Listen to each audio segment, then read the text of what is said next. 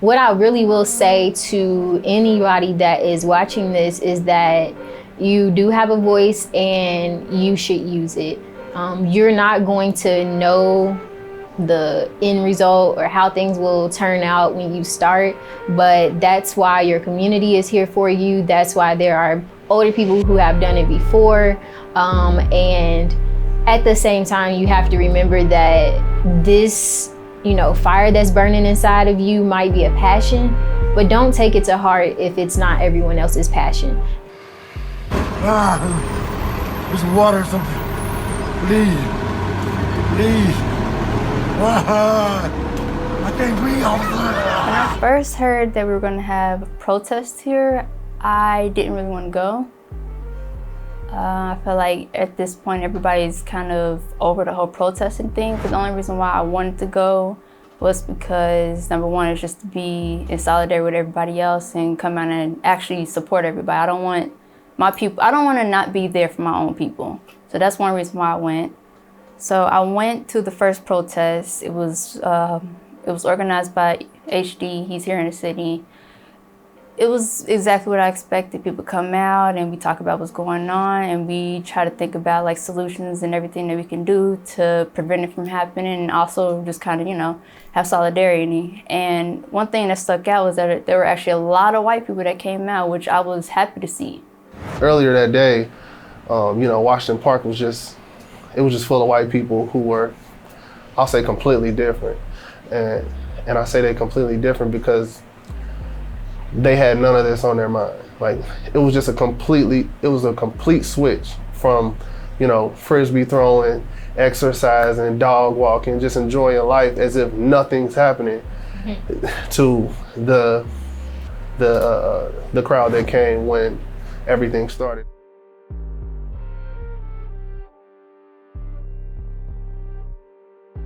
I think it is important that a lot of these protests and these organized assemblies are organized by Black people, because our needs need to be at the forefront. And we can't have everybody speaking for us and at our movement. You know what I mean? It's important to have Black faces and Black voices center stage at things like this, because what happens is when people speak for us, they really don't know the entire experience, and they can't just give lip service to media and in ways that is just cute and digestible without really knowing what it is that we go through, and without really knowing the oppression that hits across the board from every industry, every walk of life. So I was definitely glad to see how many people of all races that attended, but I was definitely proud of Black people for showing up. To me, organizing a prayer protest or prayer rally was important. It wasn't something that I was seeing a lot of people do. We've been talking a lot about policy, and that's great. We need that, and we've been talking about the rioting and the looting and exposing the police, and that's great. But I think that for me, one thing I know that we can all unite around is something that we share in common, and that Black, white, brown, Asian, Hispanic, whatever, we can unite around prayer. We all, those of us who believe in Jesus Christ, we can unite around one common thing, and then possibly break down the barriers from there. So it was important for me to try to organize prayer. It's my belief that even racism is not a physical thing, though we experience it in the natural. It is more spiritual than we fail to realize. And so when you deal with anything that's spiritual, for me, I go into the spirit to try to break down those barriers, to break down those strongholds, those demonic forces that would try to cause disunity among us, and that would cause division among us. So it was important for me to, showcase that we can unite around the power of prayer, and we can potentially change some things through prayer. You have like 1,000 people, right, surrounding the courthouse, and he's up there and he's talking to Channel 12 or whatever, and everybody just started chanting, "Get on your knees," or kneel with us, take a knee. So everything was take a knee. So it probably took like 10-15 minutes for anybody to take a knee, but finally he did. And then a little while later, the other ones did that we didn't get to personally see. I just saw the pictures afterwards and knew why people were cheering and stuff. But it took a long time for them to take a knee. But once they did, I felt like, okay, maybe you're understanding. But sometimes at this point, it's hard to know if they're with us or doing it just to not have a problem, you know? But it was powerful either way. I mean, the crowd went freaking bananas. So, and it was powerful. I mean, everybody was chanting that. He did it. Everybody cheered. It was great. So, kind of after that is when we started marching. It wasn't long after they finally took a knee that then we moved on and started marching.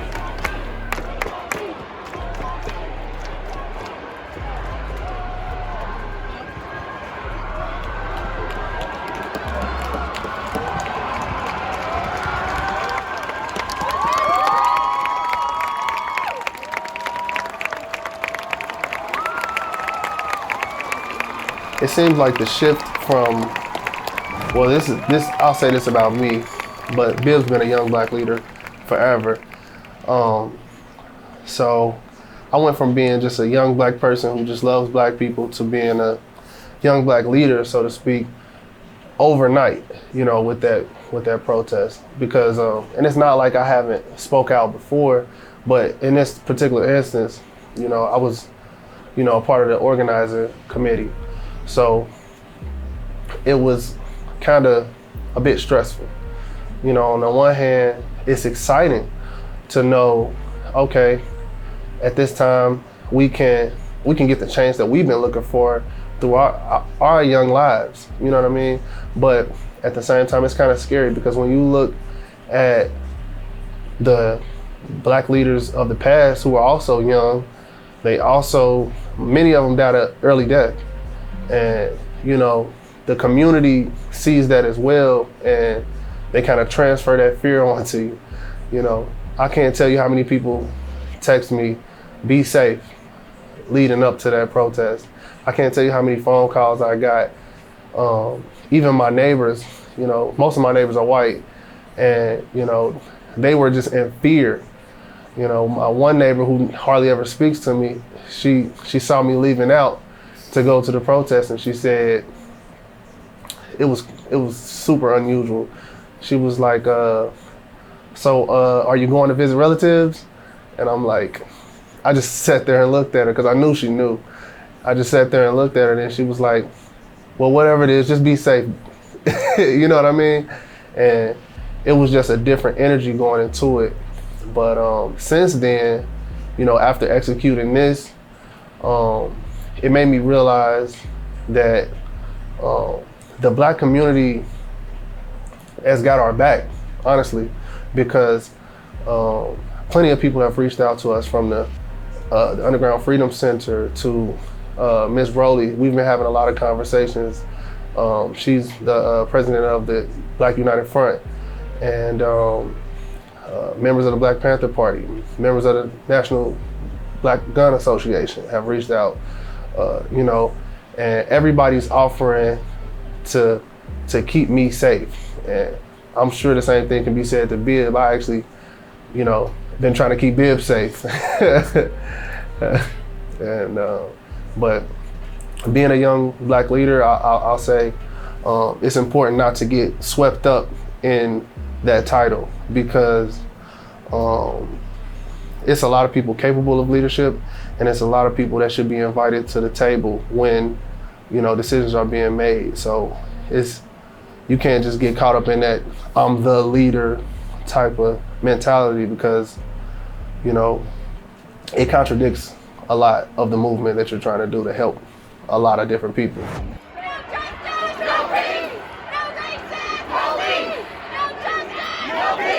this how I feel. This is what this is a couple of things that I talked to my friends about who just so happen to be Black people.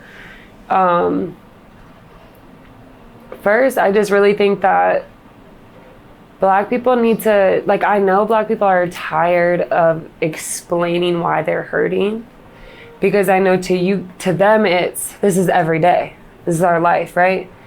But for me, growing up in a white suburban area, I didn't have Black people growing up. I am mixed. My mom's half Black, but I've always been pushed that I'm white. And so that's the only thing I can claim.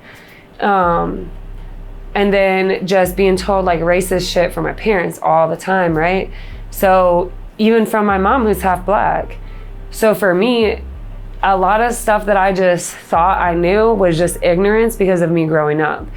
It took my Black friends, who are amazing and I appreciate, but it took them sitting down and being like, okay, well, you just said this, and this is why I feel this is wrong, and this is why it hurts me, or this is why it makes you look like this if you say something like this.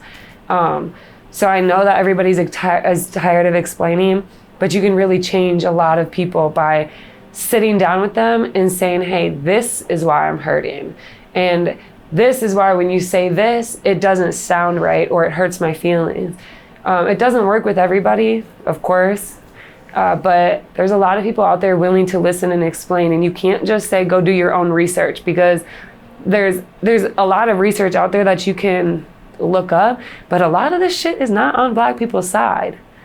So it doesn't really do us any justice to look online versus talking to Black people who actually experience this stuff firsthand. I had the privilege of being able to ask my friends, what is your first experience being called the N-word, or what is your first experience where you really knew you were Black and that it wasn't okay, or that it wasn't as acceptable as the white person? Or when is the first time you realized that your mom was scared if you went outside? So I got to talk to all my friends, and I feel like being able to have those conversations is really important.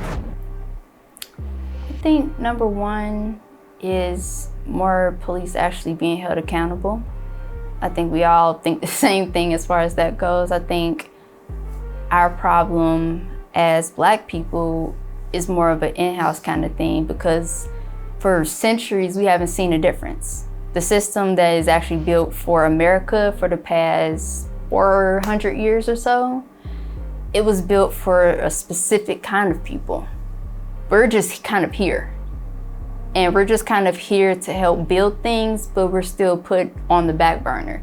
So I don't think that part of the structure is ever going to change. So it's going to be up for us to actually make our own system and our own way of living.